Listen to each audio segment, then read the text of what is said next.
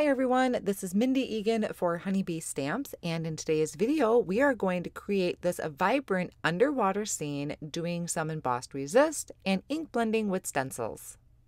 The products that I'm going to be using today is the Seashells stamp set. It has all of these great large detailed images of seashells, and then I'm also going to use the Layered Waves stencil, which is a two-piece stencil. I'm going to be using my magnetic make art station, but first I'm going to put a little bit of removable adhesive to the back of my white cardstock. This is cut to 4 1/4 by 5 1/2. That's just going to hold my cardstock in place while I do some ink blending. So like I said, this is a two-piece stencil, and on there it has etched in there the base and the top layer so you know which is which. Now, to help me align this, since I'm not using a 6x6 piece of cardstock, I'm placing this down over my cardstock, and then I'm going to put just some pieces of low-tack tape on the very edges in that top corner. Now, after I thought about it, I forgot that I actually have the magnetic corners for the make art station, but for now, this is a quick and easy way, and this is just going to help make sure that both layers match up exactly. So I'm also going to put a little piece down towards the bottom. Now I'm going to remove the stencil for right now, and I'm going to put a light layer of color on this cardstock.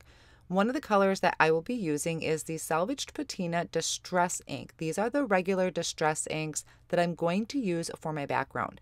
And I just kind of wanted to set the scene. So I picked up some of that ink with my foam blending tool, and starting off of the cardstock, I'm going to blend my way on in circular motions. Just going pretty light-handed. I can always build up the color as I go along, and I'm going to cover the entire sheet. So now that I have just kind of this base color underneath, now I'm going to bring in that first layer of the stencil. So this is the base. It's labeled at the top there like I showed before. Lined it up in my little make art corner, makeshift corners there. And now I'm going to bring in that Salvaged Patina again. And I'm starting at the very bottom.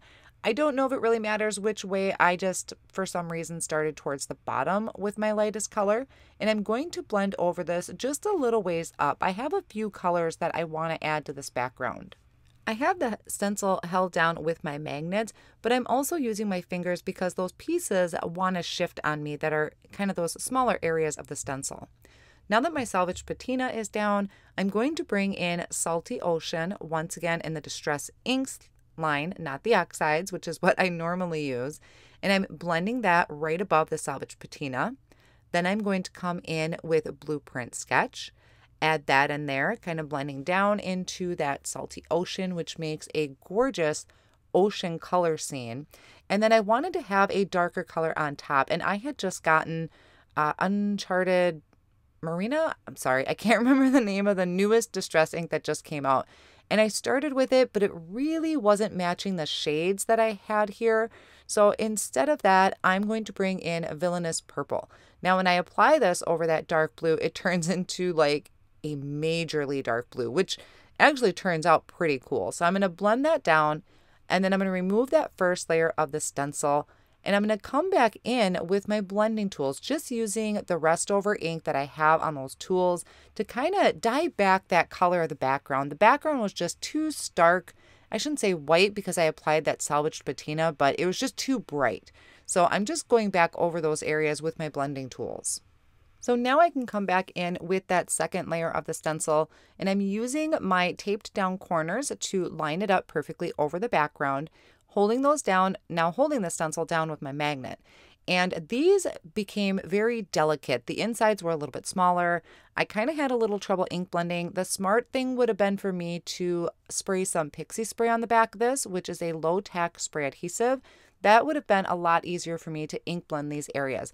But for right now, I am just using my fingers and carefully going over those open areas.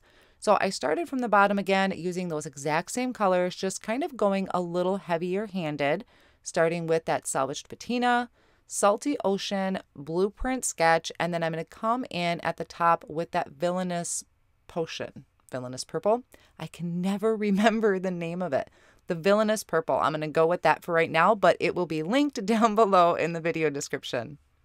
So now that my ink blending is done, I can carefully remove my stencil. I'm going to rinse these off in the sink, and I have this beautiful ocean background. So even though I kind of struggled with my colors a little bit, I really love how this came out. I want to add some white speckles to my background. So I have this jar. I'm not even honestly sure what it is. I've had it in my drawer forever. So I pulled it out and I added some of that white paint to my work surface with a couple drops of water. And then I'm flicking that onto my background with a paintbrush. I start by adding it to an acrylic block, but then I just come in and tap my paintbrush over the background.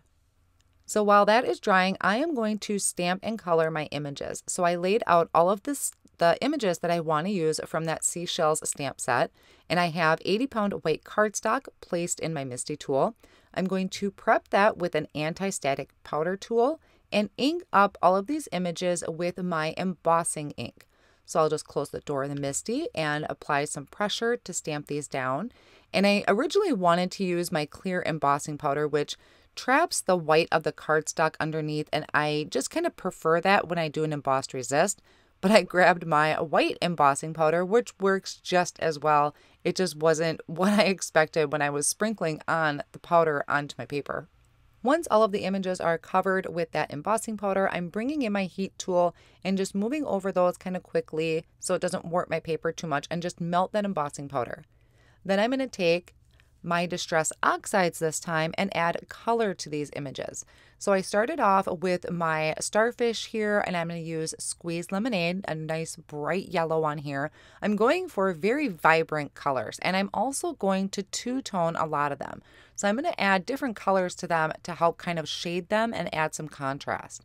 I did Squeezed Lemonade on that bottom shell, and then I'm going to come in with Picked Raspberry. So I'm adding that to the bottom shell, and I'll kind of off screen go in between my brushes to help blend the two colors together.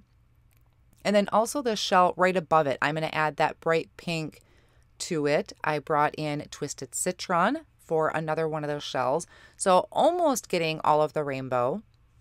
This large shell towards the top, I'm actually using the rest-over color I have on my blending brushes with the different shades of blue that I had brought in from my background. I'm going to make one of my shells purple, so I brought in Shaded Lilac and adding this color using my blending brush in just a circular motion, so it's providing nice coverage over my images. And then bringing in that Villainous Purple towards the very bottom, kind of blend those two together and also add some of that purple to my pink. For the shell where I have the Twisted Citron, I'm bringing in Rustic Wilderness, so it has some really great contrast on that one. I think that might be my favorite shell.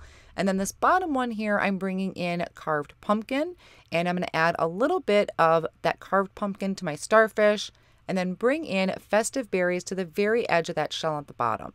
Once everything is blended, I'm just going over it with a paper towel to wipe off the excess ink. Now I'm going to take the coordinating dies for each of these images, hold them down with a low tack tape, and die cut them with my die cut machine. Now I'm going to work on a sentiment. So this sentiment comes off of the Seashells stamp set. I placed it onto some white cardstock, and I did condition my stamp. I prepped it. I had it ready for stamping, but sometimes the first impression just doesn't always work out. I stamped it with the Intense Black ink from Honeybee Stamps, but up close, it's easier to see. There was something up with it. It didn't look right. So I just flipped my cardstock and stamped it again. And that's all you really need to do. The more you use your stamp, the better impression it's going to leave. So I trimmed that down into a thin strip of cardstock, tongue-tied tonight. And I'm die cutting this out with my bitty buzz cutter. Off screen, I had gone ahead and arranged where I wanted my shells to go on the front of the card, and right now I'm just attaching them with my Tombow tape runner, but I'm not pushing down real hard. The reason for that is in case I change my mind or I want to change the arrangement, I can carefully peel them back up and it won't hurt my paper. So just getting an idea where I want everything to go, here I can kind of pick it up and shift it because that large shell was kind of throwing me off a little. I did trim off the excess, but one thing I really like when it comes to images on a card front is I like them hanging off of the front of the card more. So I'm just trimming off 1/4 inch off of each side so that they hang off the card or kind of bleed off the edge of the card a little bit, and that looks a little bit more natural to me. And then I can attach this to a white card base that is 4 1/4 by 5 1/2. So my ink blended panel ends up measuring 3 3/4 by 5 inches. I added foam squares behind my sentiment and used my tweezers to place that on the front of my card. That's going to finish up my underwater card project for you today. I really love how this background came out. I hope you enjoyed it too. Thanks so much for stopping by.